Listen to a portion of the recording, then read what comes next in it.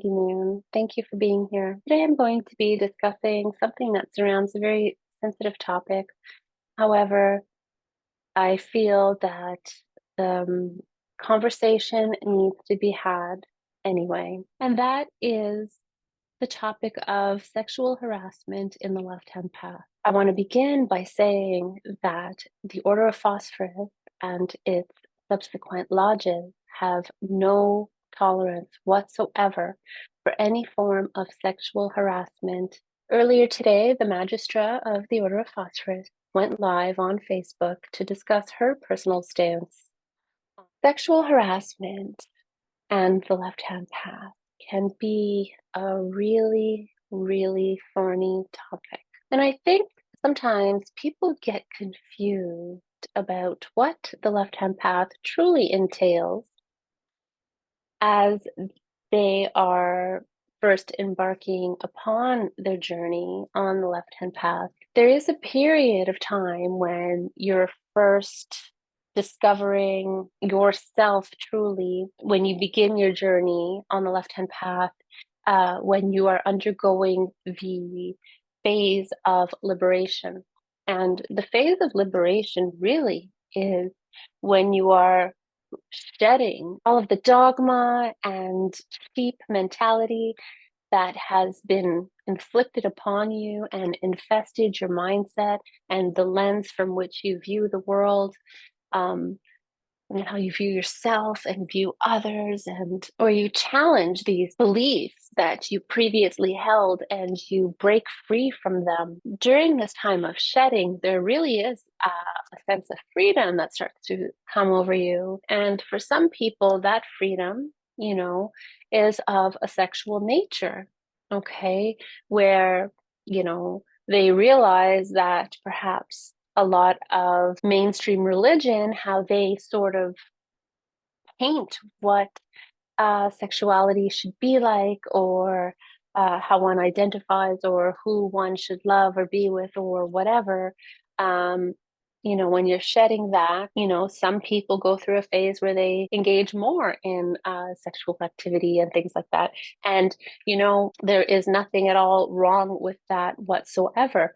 However, when it becomes an issue is when people are being misled into believing that they need to do these things to be left-hand path, even if they are not comfortable with it. You know what I mean? It is a very blurry and can be a confusing topic, especially for newbies when you see that there are components of sex magic involved in the left-hand path. But, most delicious thing about being on the left-hand path is actually making up your own damn mind about what you allow into your life, into your practice, into your mind, whatever you allow to impermeate into your own belief system now is under your control, because you are at a place where you are striving towards self-mastery, where you essentially realize that you are the god of your own life. You can now be able to say yes to the things that you want and no to the things that don't align with the person that you are striving to be, and the person that you are today, and the person that you are next week, and sometimes these ideals change over time as you too also change, and that is okay. But sex magic is not a mandatory component of the left-hand path at all. You create your own path. You take the left-hand path away from the masses, intentionally leading you to where you desire to be, what aligns with you, what makes sense to you, what feels good for you, not what other people tell you to do. When you start listening to others without questioning and going along against your own intuition, against how you feel, that is not left-hand path thinking. That is a sheep mentality. So if you're following along with anything that doesn't feel right to you, you need to reassess that and reflect upon that and do the work within yourself to understand, why are you going along with this? Okay? But on the flip side, sometimes there are people that might intentionally deceive others into thinking that this is a mandatory part of the practice. Okay. And that if you want to be, whatever the title may be within the umbrella of the left hand path, you need to have orgies or perform sex magic rituals or things like that. You do not have to. No matter what anyone says, you do not have to. Now, there are components of sex magic within Luciferianism if the person is drawn to that and they want to do that, but it is not a mandatory component. There are so many avenues where you can achieve the things that you want to achieve that you can decide what resonates with you and what doesn't.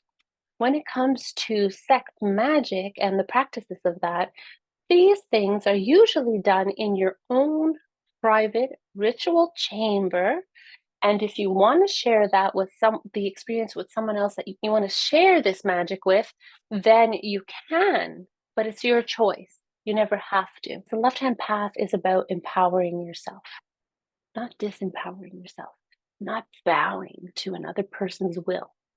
You command forth your own will. But I know things can get a little bit confusing because when we look at, images of, satanic rituals, sometimes, especially like in the 60s and 70s and things like that, there is a lot of nudity. And even in Wicca, way back when I was in Alexandrian High Priestess in a Wiccan Coven, working sky clad was a part of rituals. And sky clad means in the nude.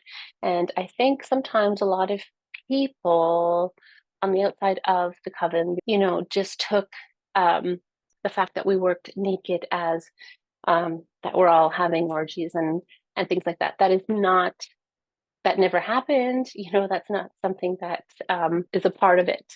Sex magic is a real thing, like I said previously, but it is never mandatory. You don't have to do it at all, ever. If it's not your thing, you don't have to do it. You could still be just as much as a person on the left-hand path as anyone else if you don't practice sex magic. And if you choose to do so, it is on your terms. Please know that you never have to do anything that you don't want to do.